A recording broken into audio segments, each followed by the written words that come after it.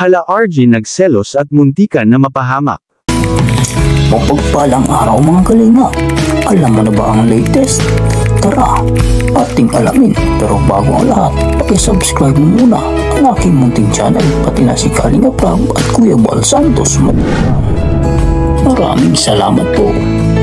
Real talk to everyone, hindi ako basher guys, gusto ko lang mag-comment and magbigay ng opinion. Si madaming supporter ng Jumcar dito dahil sobrang nakakakikig sila ni Carla. We love Kalingap Edo, sulot Kalingap Edo sa kabutihan ng puso niya, may puso maawain, even maging siya nung una ay na-disappoint din sa naging issue ni Arjun. Siguro lesson learned talaga ito kasi kaya pinagbabawalan ng Kalingap ang isang beneficiary na gumawa ng hakbang sa YT like pag-live dahil sa ang social media ay di madali.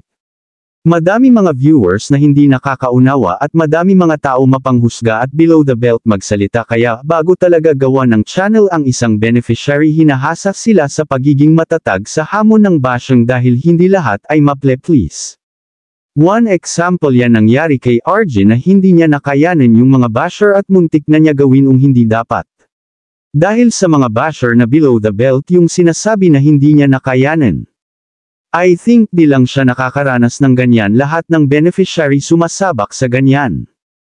Kaya dapat talaga makinig ang lahat sa payo ng mga matatagal na sa Kalingap, makinig sa rules, magtanong sa scouter at pag may kulang financial. Sinasabi din naman ni Kalingap Edo na nagchat siya pero di nga siya nag-reply.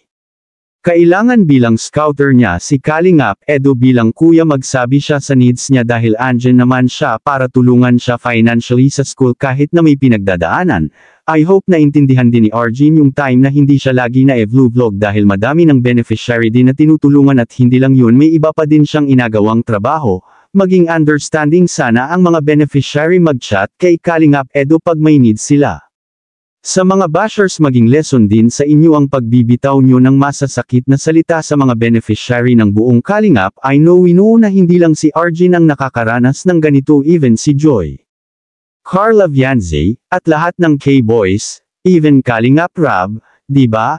Kaya sana tigilan nyo na ang mangbash at sana kung manunood mag-reaction kayo, wag paggawa ng issue ang reaction na may magandang hangarin, maging maayos ang lahat at hindi maghikayat ng mga mangbash. Isipin nyo na tao din sila, napapagod, naapektuhan sa mga maling paratang.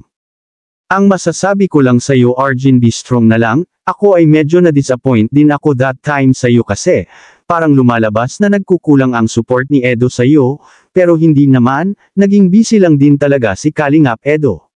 Lesson din ta na dapat makinig ang mga beneficiary sa scouter. Arjun, lahat ng tao andyan para sa'yo. Aminin natin may pagkakakamali ka din, we know, nauunawaan mo na kaya binabawalan kayo gumawa ng hakbang na mag-vlog dahil hindi mo makakaya ang bashers na hindi mawawala sa social media. Pray lang and ask Kalingap Edo kapag may kailangan, andyan naman siya to help you. God bless, spread love everyone. Napakaswerte mo dahil yung scouter mo ay napakamahabagin at maunawain. Eto, simpleng tanong lang po, kung si Arjun ay di pwedeng mag-vlog dahil bawal sa mga nag-aaral na beneficiary, bakit po si Carla ay pinayagan? Sana maging fair naman, mas madami pang sponsor at mga bigay sa kanya, pero si Arjun, si Kalingap Edo lang tumutulong. Yun ngang birthday niya, kung tutuusin wala pa sa kalingkingan ang natanggap niya sa tinanggap ni Carla, kaya sana kung bawal sa mga beneficiaries ang gumawa ng sarili nilang content, dapat si Carla huwag payagan para fair sa lahat at walang mababash na beneficiary. Kawawa, di pa nga monetize pero ang dami ng basher at saka sobra din kasi mga basher at reactor na iba ng Kalingap.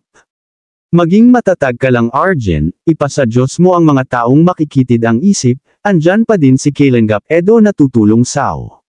Anong masasabi mo tungkol dito mga Kalingap? I-comment mo lang sa baba ang gusto mong sabihin at ating babasahin isa-isa.